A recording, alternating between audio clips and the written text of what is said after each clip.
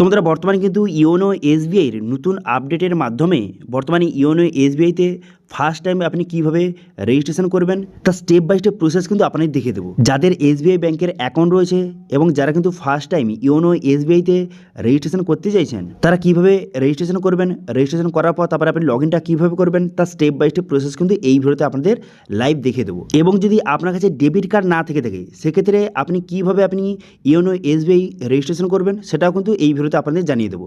সেই জন্য ভিডিওটা প্রথম থেকে শেষ পর্যন্ত অবশ্যই দেখবেন মনোযোগ সহকারে, এবং আমাদের চ্যানেলে প্রথমবার ভিজিট করে থাকলে আমাদের চ্যানেলটিকে সাবস্ক্রাইব করে রাখুন এবং পাশে থেকে বেল আইকনটিকে অবশ্যই প্রেস করে রাখুন। তো চলুন আজকে ভিডিওটা শুরু করা যাক। তো সর্বপ্রথম গুগল প্লে স্টোরে যাবেন, যাওয়ার পর এখানে কী লিখে সার্চ করবেন, এখানে লিখবেন যে ইওনো এসবিআই লিখে কিন্তু আপনি সার্চ করবেন। দেখতে পাচ্ছেন ইওনো এসবিআই লিখে সার্চ করে দেওয়ার সঙ্গে সঙ্গে এই যে অ্যাপ্লিকেশনটি আপনাকে ডাউনলোড করতে হবে, অথবা যাদের কিন্তু আপডেট নেই অবশ্যই আপডেট করে নেবেন। তারপরে অ্যাপটি ওপেন করবেন, ওপেন করার সঙ্গে সঙ্গে এরকম একটি ইন্টারফেস কিন্তু আপনার সামনে ওপেন হয়ে যাবে এবং সবগুলো পারমিশন আপনি একে একে এইভাবে অ্যালাউ কিন্তু করে দেবেন।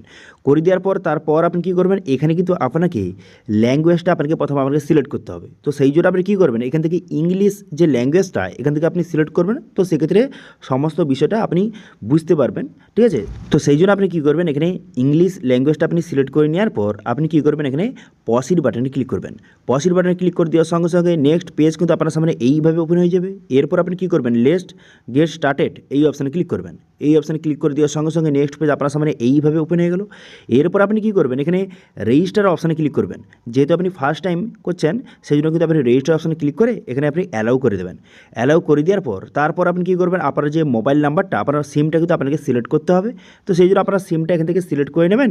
সিলেক্ট করে নেওয়ার পর তারপর আপনি কী করবেন, এখানে পসিড বাটনে ক্লিক করবেন, ঠিক আছে। আপনার রেজিস্টার যে মোবাইল নাম্বারটা সিমটা সেটা সিলেক্ট করবেন, করে দেওয়ার পর পসিড বাটনে ক্লিক করবেন।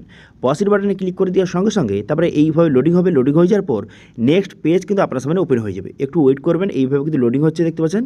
এভাবে লোডিং হয়ে যাওয়ার পর তবে নেক্সট পেজ কিন্তু আপনার সামনে ওপেন হয়ে যাবে। সম্পূর্ণ প্রসেসটা আপনাদের লাইভ দেখে দিচ্ছি, সেই জন্য অবশ্যই ভিডিওটাকে লাইক করে দেবেন। তারপরে দেখতে পাচ্ছেন এখানে তিনটি অপশান শো হয়ে গেল, একটি ডেবিট কার্ড, একটি নেট ব্যাঙ্কিং, একটি ব্রাঞ্চ অ্যাক্টিভেশন। আপনি তিনটির পদ্ধতির মাধ্যমে আপনি রেজিস্ট্রেশন করতে পারেন, কিন্তু সবথেকে সহজ যেটা পদ্ধতি সেটা হচ্ছে ডেবিট কার্ড। তো সেই জন্য ডেবিট কার্ড এখান থেকে সিলেক্ট করবেন। করে দেওয়ার পর তারপরে দেখতে পাচ্ছেন আপনার ডেবিট কার্ডটা এখানে শো হয়ে গেছে, দেখতে পাচ্ছেন এখানে কিন্তু ডেবিট কার্ডের ডিটেলস শো হয়ে গেছে। এরপর এখানে বলা হয়েছে যে ডেবিট কার্ডের লাস্ট 6টি সংখ্যা আপনাকে বসাতে হবে। তো সেই জন্য আপনি কী করবেন, আপনার ডেবিট কার্ডের লাস্ট 6টি সংখ্যা এখানে সঠিকভাবে কিন্তু আপনি বসিয়ে দেবেন, ঠিক আছে।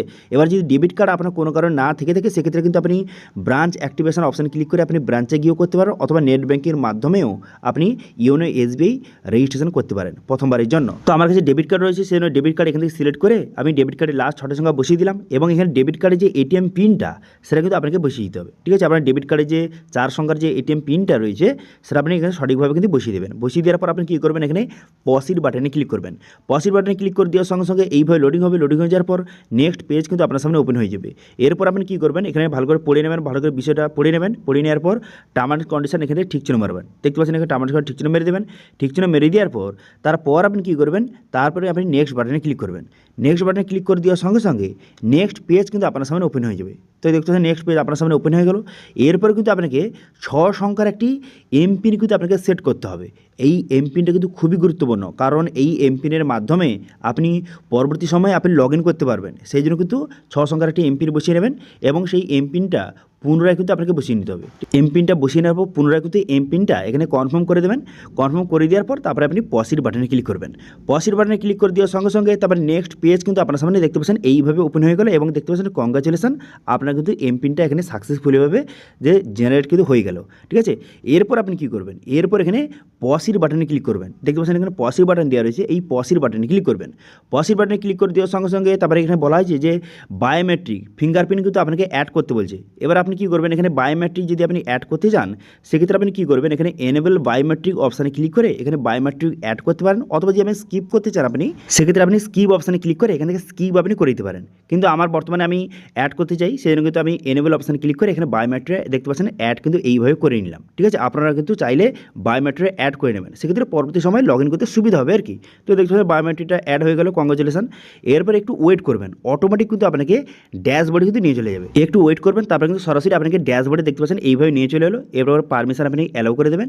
এরপর এখানে দুটো অপশান রয়েছে, আপনি কিন্তু বায়োমেট্রিক দিয়ে আপনি লগ ইন করতে পারেন, অথবা আপনি এমপিন যে সেট করেছিলেন সেই এমপিন বসিয়েও আপনি লগ ইন করতে পারেন। ঠিক আছে, যদি বায়োমেট্রিক করতে চান সেক্ষেত্রে দেখতে পাচ্ছেন লগ ইন উইথ ফিঙ্গারপ্রিন্ট অপশানে ক্লিক করে ফিঙ্গারপ্রিন্ট দিয়ে আপনি লগ ইন করতে পারেন, অথবা আপনি কী করতে পারেন এখানে লগ ইন উইথ এমপিন বসিয়েও আপনি লগ ইন করতে পারেন। তো সেক্ষেত্রে এখানে যে 6 সংখ্যার যে আপনি এমপিনটা সেট করেছিলেন সেটা বসিয়ে এখানে খুব সহজে দেখতে পাচ্ছেন লগ ইনটা হয়ে গেল। এরপর আপনি ব্যালেন্স চেক করতে পারবেন, এছাড়াও ট্রানজ্যাকশান হিস্ট্রি এখানে দেখতে পারবেন, কাউকে মানি ট্রান্সফার করতে পারবেন এবং সব কিছু কাজ এখানে করতে পারবেন। ঠিক আছে, তো এইভাবে বর্তমানে আপনি যদি YONO SBI first time registration করতে চান তো সেক্ষেত্রে এই প্রসেসের মাধ্যমে আপনি first time YONO SBI registration করতে পারেন। ঠিক আছে, এবার এটা নিয়ে যদি কোনো রকম সমস্যা থেকে থাকে অবশ্যই কমেন্ট করুন, আমি অবশ্যই রিপ্লাই করবো। এবং আজকে ভিডিও ভালো হয়ে ভিডিওকে লাইক করে দেবেন এবং ভিডিও কিন্তু বন্ধুর সঙ্গে শেয়ার করে দেবেন। আজকে ভিডিওটা এই পর্যন্তই, দেখা আছে নেক্সট ভিডিওতে। Thank you.